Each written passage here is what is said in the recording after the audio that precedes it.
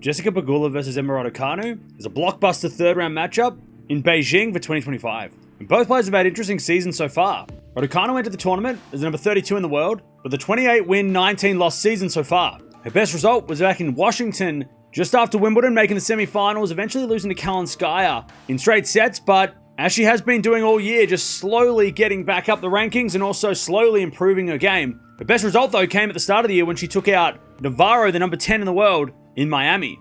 Her worst loss was against Buksha in Singapore. That was straight after the Australian Open, who was 101 in the world at the time. Her form's been pretty solid, losing to only some of the best players in the world over the last couple of tournaments. So even though she hasn't won too many matches in a row, she has been playing really well and for the most part only losing to players ahead of her. Pegula entered the tournament as the number 7 in the world with a 44-win, 19-loss season so far. Her best result was coming in bad on Berg, winning the title by beating Swiatek in that final just before Wimbledon on the grass, 6-4, 7-5. And of course, Swiatek went on to win Wimbledon, so that win is even more impressive.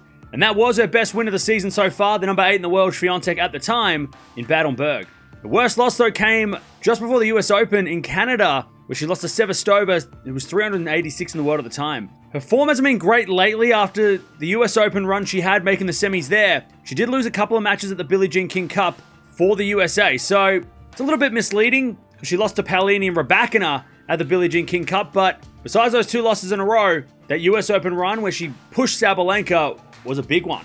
These two have played 3 times before, with Pegula leading 2-1 in the head-to-head, but their last match being in Miami was such an epic and was so much fun to see, and they've only really played good matches in the past, so really keen to see how this one looks as well. If Raducanu's going to win this one, she needs to be aggressive. She's been playing really well lately, and she's due for a big win like this against somebody in the top 10. She's been pushing a lot of the top 10 players recently as well. We've seen her really go at Sabalenka the last couple of times as well, so really got to get off to a good start and be aggressive if she's going to get the win here. Pegula's going to win this one. She just needs to be steady. She was steady and outlast Raducanu back in Miami. If she can do the same here, she might be able to outlast Raducanu as well. And the physicality of it should be in Pegula's favor. Love this matchup. It's kind of one of those sleeper rivalries where they only produce great matches. I'm going to go with Raducanu in 3 sets. I reckon she might be able to sneak it out. She's been playing so well lately and she's due for a big win. And even though Pegula's been playing really, really well over the last couple of tournaments, I don't know, it feels like a bit of a danger match for Pegula, and Raducanu's confidence at an all-time high right now.